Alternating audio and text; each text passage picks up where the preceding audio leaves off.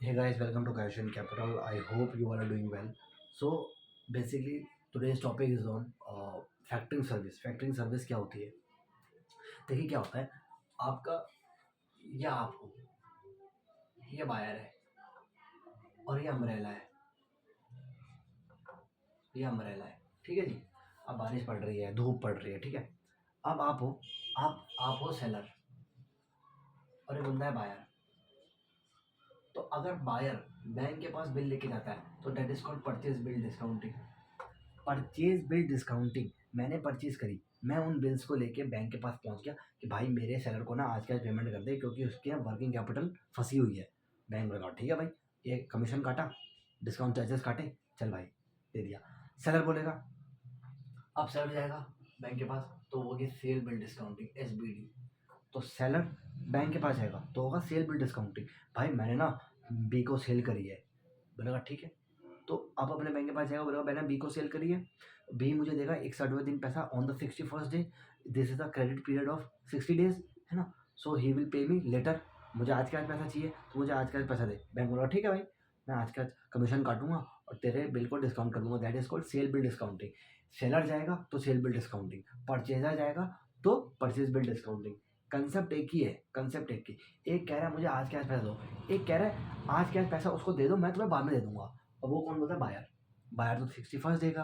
वो मैं आपको समझा चुका हूँ, दोनों वीडियोस देखिए, आपको सब समझ में आ जाएगा। लेकिन जो आज का टॉपिक है वो और भी ज़बरदस्त है। तो ये जो अम्ब्रेला है वो है फैक्टरिंग सर्विस, यानी ब्रॉडर कंसेप्ट।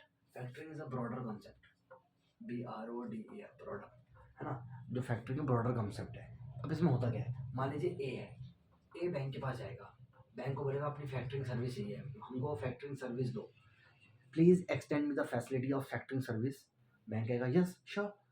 तो इसमें होता क्या है, देखिए मान ली बिजनेस है, बिजनेस में एक सेगमेंट होता है तुम्हारा sales department. There is a business, okay, let's assume there is a business. मान लीजिए ABC trader is having the department called sales department. In sales department there are various other works like data management, sales receivable, है ना। तो इन सब का जो management है वो बैंक करेगा। अरे वाह भाई, अब कैसा होगा? देखो, because your sales team is inefficient to perform their duty efficiently, ठीक है। इनएफिशिएंट है तो एफिशिएंटली नहीं हो पा रहा, है ना। And you are losing your money. क्यों? क्योंकि बैड डेट हो रहा है, फॉलोअप नहीं हो रहा, प्रॉपर फॉलोअप नहीं हो पा रहे हैं। वो डेटर से फॉलोअप नहीं कर रहे कि भैया आप सर आप पैसा कब दोगे, आपका पैसा अभी तक ड्यू है हमारे ऊपर, हमको पैसा आ क्यों नहीं रहा है। तो ये सब करने में जो आपकी सेल्स टीम है वो बहुत ज़्यादा इनएफिशिएंट हो गई है। तो अब क्या करोगे, आप ये पूरा डिपार्टमेंट लेके बैंक के पास पहुंचोगे और बैंक को बोलोगे भाई देख एक काम कर, हमारा जो ये वाला सेल्स का जो काम है अब वो तू देख ले। अब बैंक तुम्हारे हिसाब से सेल नहीं करेगा, अब तुम क्या करोगे, सेल करोगे और इनवॉइस लेके बैंक के पास पहुंच जाओगे, इनवॉइस लेके बैंक के पास पहुंच जाओगे। बैंक इनवॉइस डिस्काउंट करेगा, आपको पैसा देगा। लेकिन इसमें एक टर्निंग पॉइंट और है जो इसका मेजर पार्ट है। By factoring service is a broader concept, है ना। अब आपको समझ में आएगा इसमें होता क्या है। फैक्टर जो है, फैक्टर बोलेगा फैक्टर बोलेगा भाई कमीशन दो, कमीशन रिजर्व दो and discounting charges, discounting charges. Factor बोलेगा commission reserve and discounting charges दो।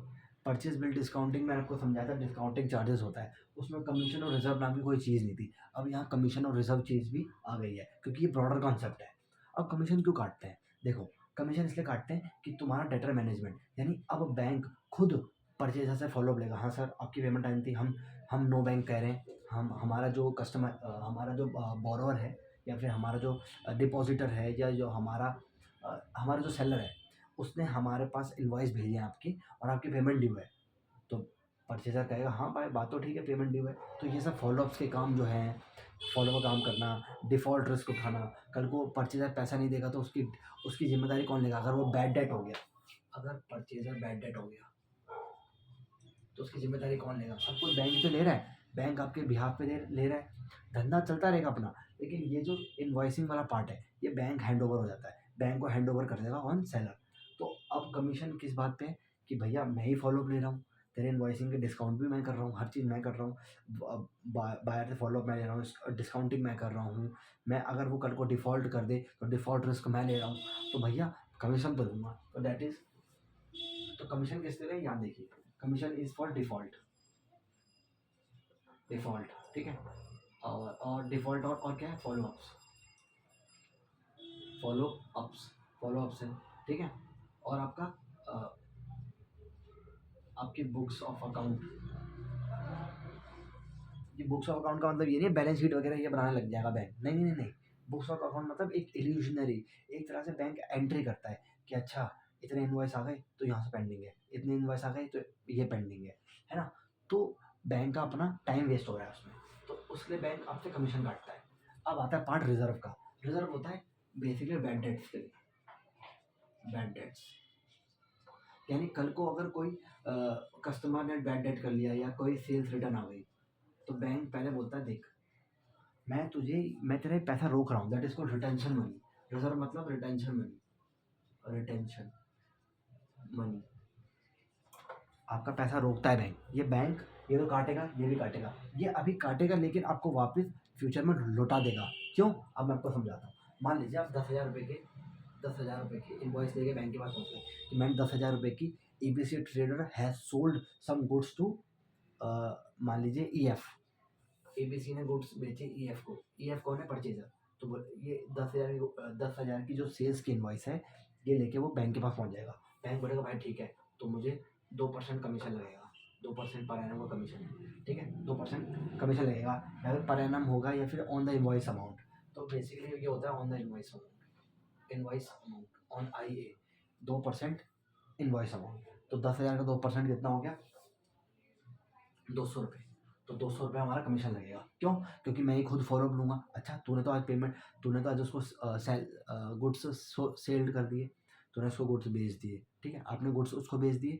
अब उससे कल को फॉलोअप कौन लेगा, मैं लूँगा कि भैया आज 40वां दिन है, कुछ है प्रोग्रेस, आज एक 45वां दिन है, आज today is the 61st day, are you giving our money or not, है ना। फॉलोअप तो मैं ले रहा हूँ, बैंक फॉलोअप बैंक ले रहा है, तो मैं अपना कमीशन काटूंगा, 200 रुपये कमीशन काट लिया। अब रिजर्व क्या होता है, कल को उसने पैसा नहीं दिया तो सेल्स रिटर्न, मान लो आपने 10,000 का सामान बेचा, तो उसने 200 रुपये का सामान वापस कर दिया कि ये बहुत ही घटिया क्वालिटी का है, मुझे ये पसंद नहीं है। तो अब एक्चुअली आपकी सेल कितनी हुई, 9800। तो बैंक बोलेगा अच्छा तू तो मुझसे 10,000 रुपये के इन्वॉइसिंग डिस्काउंट करा रहा है, कल को अगर सेल्स रिटर्न हो गई, कल को उसने माल वापस कर दिया कि ये घटिया माल है, आपने हमको हमने आपसे 10 शर्ट मंगाई थी, एक शर्ट के बटन बटन निकले हुए थे, या एक शर्ट कहीं से फटी हुई थी, हमने वापस कर दी। बात तो सही है, हो सकता है सेल्स रिटर्न। आप भी दुकानों में जाते हो, सामान लेते हो, तो आप दुकानों में सामान वापस करने भी जाते हो ना, पैसा आपको वापस मिलता है। तो ये उस टाइप से आपसे रिजर्व काटेगा। तो बैंक बोलेगा देख भाई, अगर कल को कुछ भी डिफ़ॉल्ट नहीं हुआ तो हम तेरा जो पैसा भी रोक रहे हैं एज अ रिजर्व, वो हम तुझे कल लौटा देंगे। तो रिजर्व है, रिजर्व भी आपका 10%, 10%, तो 10,000 का 10% कितना हुआ, 1,000 रुपये। तो 1,000 रुपये और रोक लिए। अब डिस्काउंटिंग चार्जेस सेम कंसेप्ट मैंने आपको समझाया था। डिस्काउंटिंग चार्जेस मतलब 60 दिन के बाद तुझे पेमेंट मिलती, तो मैं तुझे पेमेंट आज दे रहा हूँ, तू तो खुश हो जा, इसलिए मैं डिस्काउंटिंग चार्जेस काटूंगा, ठीक है। तो डिस्काउंटिंग चार्जेस कैसे कटेंगे मैं आपको बताता हूँ। देखिए 10,000, 10,000 रुपये की इन्वाइस थे, ठीक है, मान लो मैं इसी पैसे को कहीं और लगाता, तो मुझे कितना मिलता पैसा, 9%, 9% पर एनम के हिसाब से ब्याज मिलता, ये 900 रुपये। मैं 10,000 रुपये अगर किसी और फैसिलिटी में देता तो मुझे 900 रुपये मिल जाती, 900 रुपये मेरा ब्याज मिलता। तो 900 रुपये कितने दिन पहले तुझे मैं दे रहा हूँ, 60 दिन पहले, 900 × 60 डिवाइडेड बाई पूरे साल में कितने दिन होते हैं, 360, यानी 150 रुपये, 150 रुपये डिस्काउंटिंग। तो टोटल कितना रुपये उसने रोक लिया, 200, 350, 1,350। तो 10,000 माइनस 1,350, तो आज के आज आपको पेमेंट जो मिल जाएगी वो मिलेगी इतने की। तो सिंपल खत्म। ये है कॉन्सेप्ट आपका इतना, ये है कॉन्सेप्ट आपका फैक्टरिंग सर्विस। फैक्टरिंग सर्विस में ये चीज़ ऐड आती है रिजर्व, जो कि सीखने लायक है।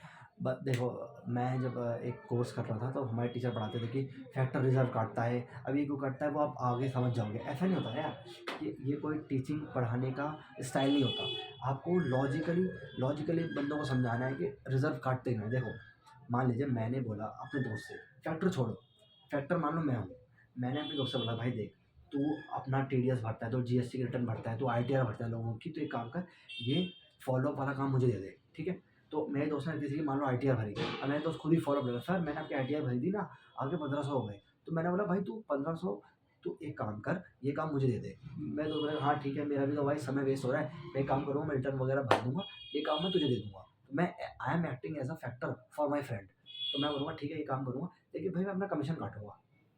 बोलेगा ठीक है। तो देखो, मैं डिस्काउंटिंग चार्जेस तो नहीं काट रहा हूँ, क्योंकि because I am not a bank. ना मैं ना मैं डिस्काउंटिंग चार्जेस काटूंगा, ना अपना ना मैं रिजर्व रखूंगा, मुझे रिजर्व रखने की भी जरूरत नहीं है वैसे। मैं कमीशन काटूंगा। मैं बोलूँगा देख, तेरे बिहाफ में मैं तुझे वो कर रहा हूँ, क्या बोलते हैं, तेरे बिहाफ में मैं फॉलोअप ले रहा हूँ, तो मैं तेरा कमीशन काट लूँगा, तो मैं भी 2% के कमीशन काट लूँगा। और मान लो मैं रिजर्व भी रखना चाहूँ कि एक काम कर, तो तेरी 1500 की तूने आईटीआर भर दी है, सॉरी, तूने 1500 की आईटीआर भर दी है, एक मिनट,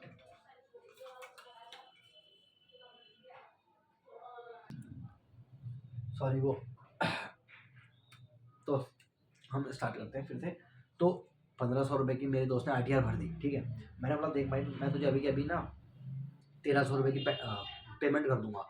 तो मैं तो बोलेगा ठीक है भाई, 1300 रुपये मुझे अगर आज के आज मिल रहे हैं, मेरा जानने वाला मान ले मेरी आईटीआर की जो पैसे हैं वो मुझे कल परसों दे या फिर एक महीने बाद दे, उससे अच्छा मुझे आज पैसा मिल रहा है। The value of the 1 rupees today is worth more than the value of 1 rupees tomorrow. एक दिन बाद जो 1 रुपये की वैल्यू होगी, उससे ज़्यादा वैल्यू 1 रुपये की आज है। तो इसलिए बैंक इस कंसेप्ट पे करता है कि आज के आज मैं तुझे इतनी पेमेंट कर दूंगा, तो और जो सेलर होता है वो आज के आज खुश हो जाएगा। जैसे ही 61वें दिन जो आपका ईएफ है वो बैंक को पेमेंट कर देगा, कितने की, 10,000 रुपये की, क्योंकि 10,000 रुपये पेंडिंग थे। 10,000 रुपये बैंक को इनवॉइस के हिसाब से पेमेंट कर दिए फैक्टर को पेमेंट कर दिए, जैसे फैक्टर के पास पेमेंट आई, तो फैक्टर ने जो रोके थे कि कल को तेरा बैड डेट ना हो जाए, कल को तेरे सेल रिटर्न ना हो जाए, अब तो ये पर्पस पूरा हो चुका है, that the purpose has been fulfilled.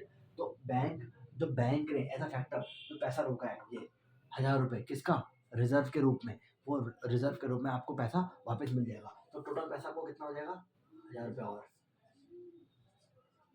यानी 9650। तो टोटल जो बैंक ने कमाई, बैंक की जो इनकम है वो ये है, बैंक की इनकम है ये और ये, यानी आपकी कमीशन बैंक की इनकम होती है, और discounting charges is the income of bank.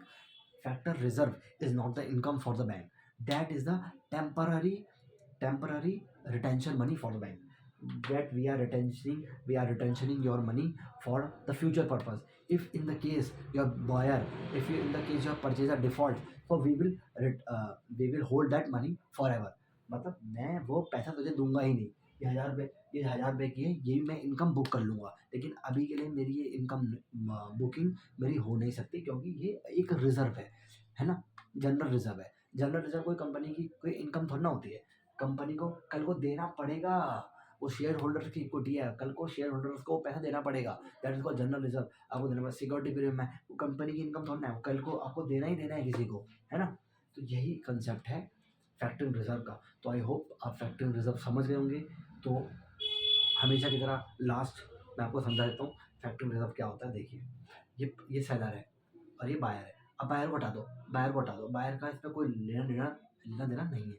Seller बोलेगा भाई देखो, एक काम करते हैं, मेरा आज का जो बिजनेस है, मेरा सेल्स डिपार्टमेंट है वो अच्छा काम नहीं कर रहा, वहाँ के अकाउंटेंट फॉलोअप तो ले नहीं पा रहे, मेरी इतनी सारी पेमेंटें पेंडिंग है, कोई 61st डे को किसी को पेमेंट करनी थी, तो वो 91st डे पे पेमेंट हो रही है, कभी कोई 150 दिन बाद पेमेंट कर रहा है। भाई मेरे बस का नहीं है इतना फॉलोअप लेना, तुम एक काम करो, तुम मैं चलता बनाओ, अकाउंटेंट को या तो भगा देगा कंपनी से, या उस अकाउंटेंट को किसी और डिपार्टमेंट में शिफ्ट कर देगा, और ये काम दे देगा बैंक को। तो bank is not acting as accountant, bank is acting as a factor, कि भाई एक काम कर, तेरी एंट्री वेंट्री हम देख लेंगे, तो एक काम कर, तू हमारे पास इन्वॉइस ला, हम तेरी इन्वॉइस को डिस्काउंट करेंगे, आज क्या तुझे पैसा देंगे, अपना कमीशन काटेंगे, अपना फैक्टर रिजर्व होल्ड करेंगे, और अपने डिस्काउंटिंग चार्जेस काटेंगे। तो डिस्काउंटिंग और कमीशन कटता है, वो बैंक की इनकम है, और फैक्टर रिजर्व इसलिए रोक रहे हैं अभी के लिए, हमने 1% या 10% के हिसाब से हम अपना रिजर्व इसलिए रोकते हैं, क्योंकि कल को अगर तेरा सेल्स रिटर्न हो गई, तेरा बैड डेट हो गया, कोई तेरा बायर ने डिफ़ॉल्ट कर दिया,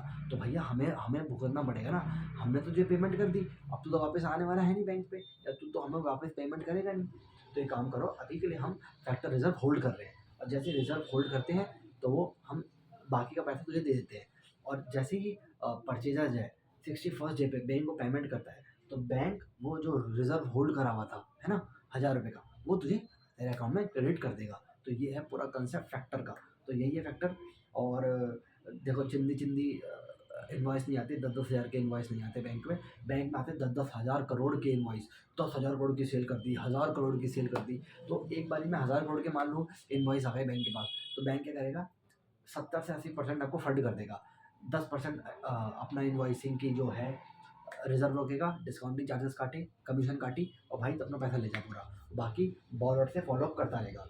तो इसमें लास्ट कंसेप्ट जो है, जो मैंने आपसे वादा किया था मैं आपको समझाऊंगा, वो ये है, विद रिकॉर्ड्स और विदाउट रिकॉर्ड्स क्या होता है, वही लास्ट कंसेप्ट है। और आपका बिल डिस्काउंटिंग का फाइनली हमने पूरा टॉपिक खत्म कर दिया। यूट्यूब पे ऐसी वीडियो को कहीं नहीं मिलेगी जो इतने डेप्थ में आपको समझाए कि डिस्काउंटिंग क्या होती है। लोग कंफ्यूज रहते हैं कि डिस्काउंटिंग होता क्या है, मैंने आपको समझा दिया है। और अकाउंटिंग जर्नल एंट्री तो मैं इतनी ज़बरदस्त तरीके से समझाने वाला हूँ आपको, उसका भी एक समय आएगा, उसके लिए आप तैयार रहिए बस।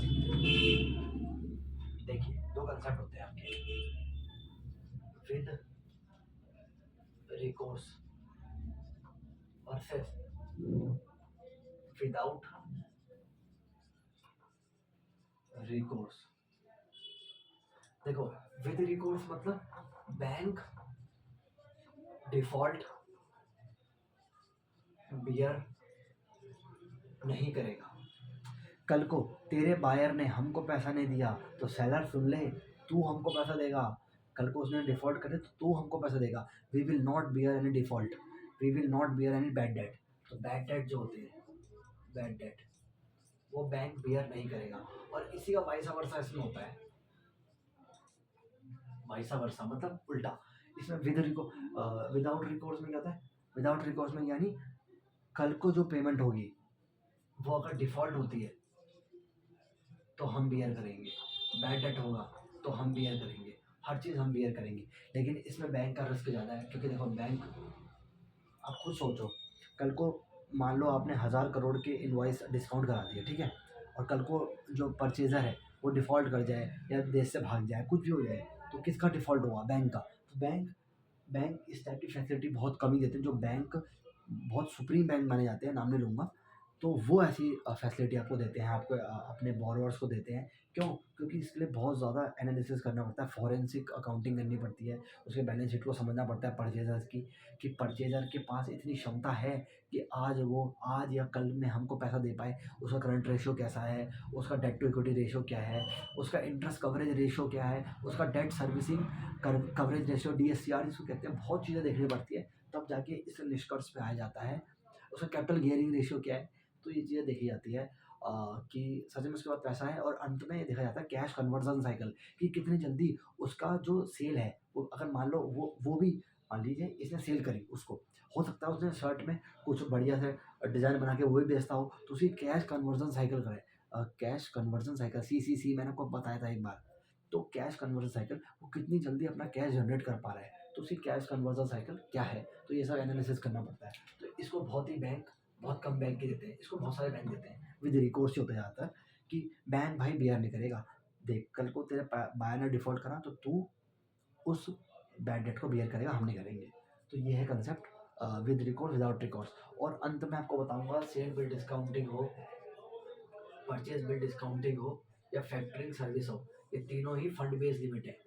मैंने एक वीडियो बनाया था फंड बेस्ड का, fund based limit. Fund based, non fund based क्या होता है, नॉन फंड बेस्ड में होता है जब बैंक पैसा नहीं देता। इसमें आपको पैसा मिल रहा है ना, आप बैंक के पास गए, आपने इन्वॉइस दिए, बैंक ने डिस्काउंट किया, बैंक ने डिस्काउंट किया पैसा और आपको पेमेंट कर दी, तो that's called fund based limit. और bank guarantee, letter of credit, इसमें पेमेंट नहीं हो रही है अभी, इसमें केवल गारंटी दी जा रही है। Letter of credit, LC issue की जा रही है। जब वो बुलाएगा, जब वो पैसा मांगेगा, तब जाके बैंक बैंक पेमेंट करेगा, तब वो फंड बेस्ड बन जाएगी। लेकिन अभी के बैंक गारंटी और लेटर ऑफ क्रेडिट हमेशा के फंड बेस्ड और नॉन फंड बेस्ड ही रहते हैं। और सारी facility, CC, term loans, working capital term loan, OD, ये डिस्काउंटिंग बिल्स, है ना, ये सब फंड बेस्ड रहती है। तो आई होप आपने ये सेशन समझा हो। और अभी शुरुआत है, ठीक है, अभी हमें थोड़ा अपना जो दबदबा है, अपना जो नॉलेज है वो बिठाने में थोड़ा टाइम लगेगा। तो आप हमें सपोर्ट करते जाइए और ऐसे ही आगे हम बढ़ेंगे, आपको साथ में लेके जाएंगे। और बैंकिंग सेक्टर पे तो बहुत वीडियो आएंगे, अब तक 200 300 वीडियो आएंगी अभी, और इंश्योरेंस पे भी आएंगी। तो ऐसे ही लाइक शेयर सब्सक्राइब करते जाइए। I hope you like this session. Thank you so much.